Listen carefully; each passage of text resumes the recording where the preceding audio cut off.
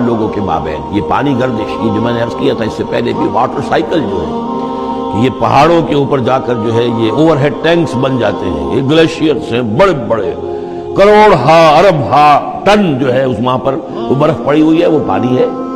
اب یہ کہ اگر آپ کو سٹور کہیں کرنا پڑتا ہے اتنا پانی تو کس طرح کے سٹور بناتے اور کیسے ٹینک بناتے، لیکن وہ پانی وہاں پہ رکھا ہوا ہے، اوور ہیڈ ٹینکس ہے، کتنی اونچائی پر ہے۔ اب کوہ ہمالیہ کے اوپر جو ہے تو گویا کہ ہماری اس سطح سے 6 میل اوپر ہے وہ، اب وہاں پر وہ پانی ہے پڑا ہوا ہے، اب وہ اپنی اسی کشش ثقل جو ہے زمین کی، اس کے تحت وہ پھر پانی پگھل رہا ہے، نیچے آ رہا ہے، آتا ہوا وہ سمندر میں پہنچ جاتا ہے، پھر وہاں سے اس کی وہ ویپرز بن کر اوپر جاتے ہیں۔ صرفنا بینہم، ہم نے اسے گردش میں رکھا ہوا ہے لوگوں کے مابین، لیذکروا، تاکہ وہ اس سے نصیحت اخذ کریں۔ فابا اکثر الناس الا کفورا، لیکن اکثر لوگ انکاری ہیں، وہ تو سوائے کفران نعمت کے کوئی اور روش اختیار کرنے کو تیار ہی نہیں ہے۔ وَلَوْ شِئْنَا لَبَعَثْنَا فِي كُلِّ قَرْيَةٍ نَذِيرًا، اگر ہم چاہتے تو ہر بستی میں ایک نذیر بھیج دیتے، لیکن ہمارا قاعدہ یہ ہے کہ ہم بستیوں کے مرکزی مقام پر، یہ آ جائے گا اگلی صورت کے اندر جا کر، کہ یہ ایک مرکزی مقام میں ہم رسول بھیجتے رہے، یہ نہیں کہ ہر بستی میں بھیج دیں۔ وَلِكُلِّ قَوْمٍ هَادٍ، ہر قوم کے لیے تو ہے، لیکن یہ کہ ہر بستی میں ہو اب یہ نہیں ہے۔ اللہ تعالیٰ کا طریقہ یہ ہے کہ جو بھی علاقہ ہے جو اس کا ثقافتی، علمی، تہذیبی، سیاسی مرکز ہے اس میں رسول کو بھیج دیا، کیونکہ باقی لوگ در حقیقت انہی کے متبعین ہوتے ہیں، انہی کے فالوورز ہوتے ہیں، انہی کی پیروی کرنے والے ہوتے ہیں۔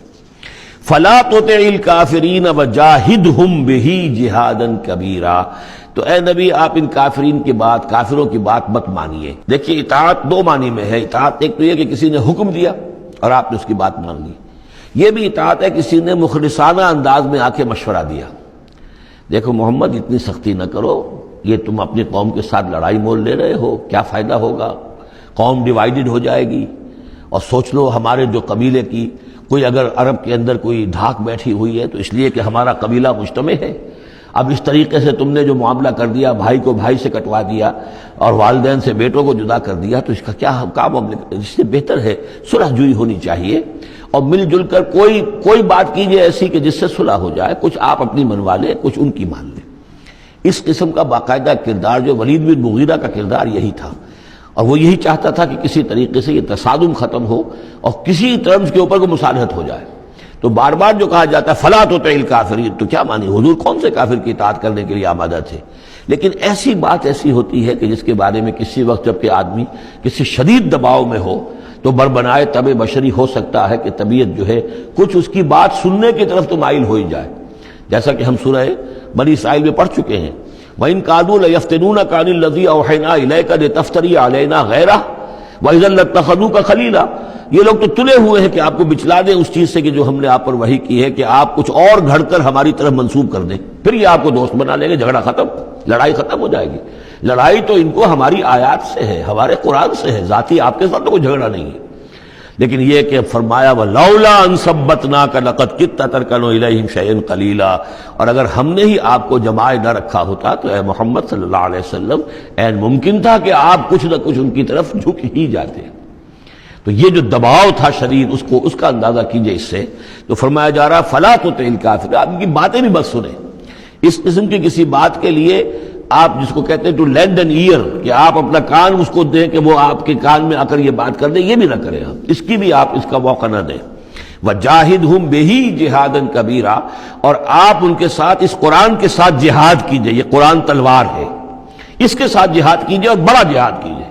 یعنی مکے میں جو جہاد ہو رہا تھا 12 برس تک جو ہوا ہے، وہ تلوار والا جہاد نہیں تھا، وہ قتال نہیں تھا، وہ جہاد بالقرآن تھا۔